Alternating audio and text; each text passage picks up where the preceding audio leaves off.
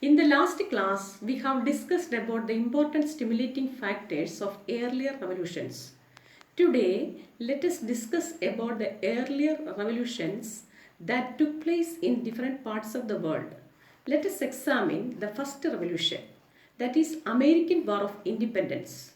North America is one of the 7 continents in the world. Christopher Columbus discovered America in 1492. You have learned all these matters in the previous classes. We can see a slogan in page number 10. I am reading the slogan, No taxation without representation. This slogan was written by James Otis. Here is a question to learn.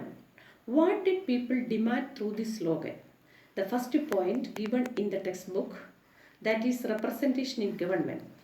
During that period, the representatives of the colonies were not in the English Parliament, so they wanted the representation in government.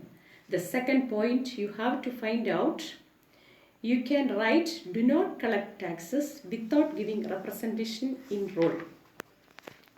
The people of these colonies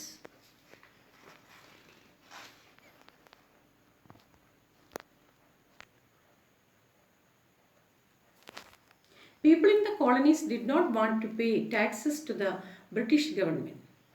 These are the things expressed through this slogan. Let us discuss the important reasons that led to the American War of Independence. First one, implementation of exploitative laws in the American colonies. Implementation എന്ന പദത്തിൻ്റെ അർത്ഥം നടപ്പാക്കൽ. Exploitative loss എന്ന പദം കൊണ്ട് അർത്ഥമാക്കുന്നത് ചൂഷണ നിയമങ്ങൾ. Second important reason was the influence of the thinkers and their ideas. Let us discuss about the exploitative policy, that was mercantilism. Before discussing mercantilism, we have to discuss the matters that is associated with American migration. When did North American migration begin? From the 16th century onwards, Europeans began to migrate to North America. Europeans means people those who live in European continent. There are many countries included in the European continent. The people of these countries are together called the Europeans. Europe is situated near Asian continent.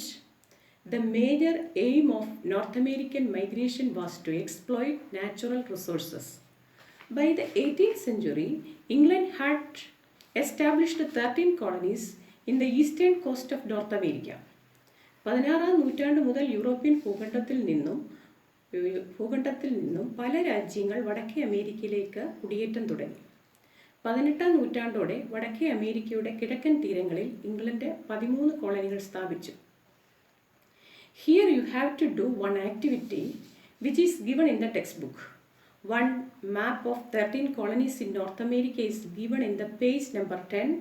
Observe that map and list out the 13 colonies in North America. Next is, what was the approach of British merchants towards the colonies? That was not in a right way.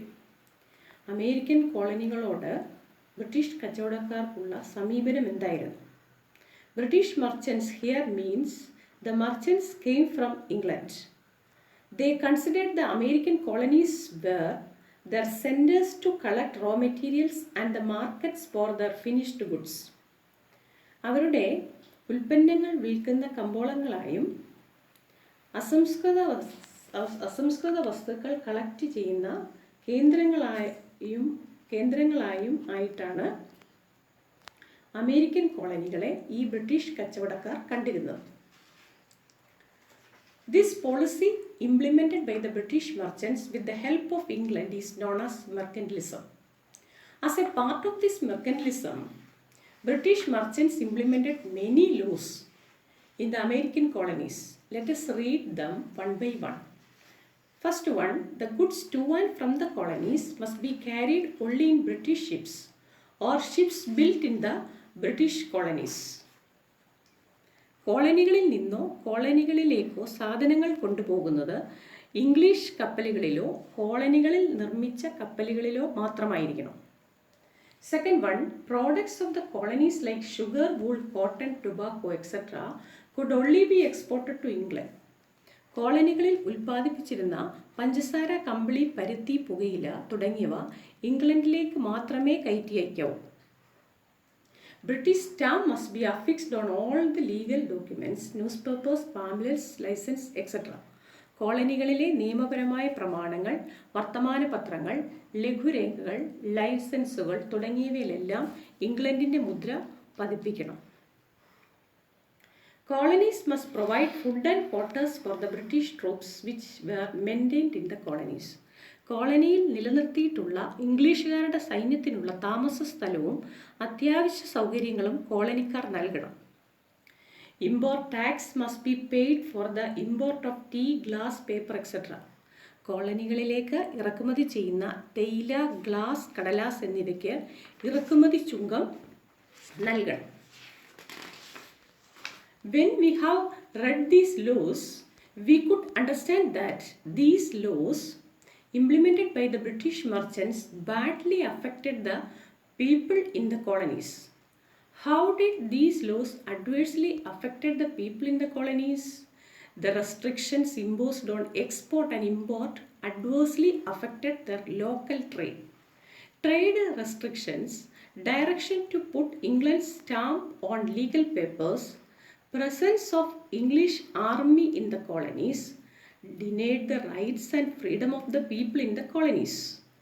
Exploitation of goods and raw materials, high import duty are the example of exploitation of people in the colonies.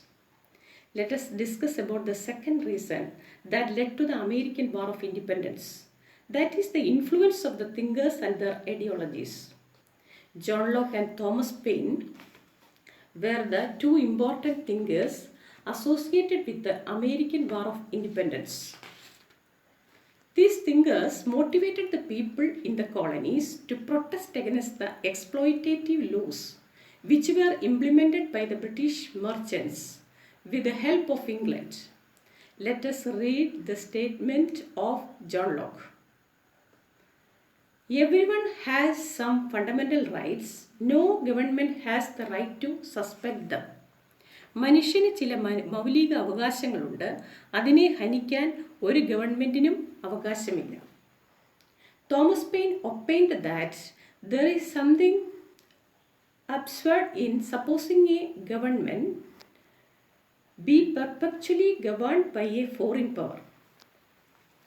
ഏതെങ്കിലും വിദേശ ശക്തിക്ക് ഈ വൻകര ദീർഘകാലം കീഴടങ്ങി കഴിയണമെന്നത് യുക്തിക്ക് നിരക്കുന്നതല്ല. All these statements stimulated the people in the colonies to begin the war. So far, we have discussed about the circumstances that led to the American War of Independence. Rest of the portion I will take in the next class. Now I am giving some questions. What is known as mercantilism? And write mercantilist laws given in the text. Second question is, how did mercantilist laws by the British affect the people of the colonies? The third question is, prepare a short note about the thinkers and their ideologies that inspired the American War of Independence.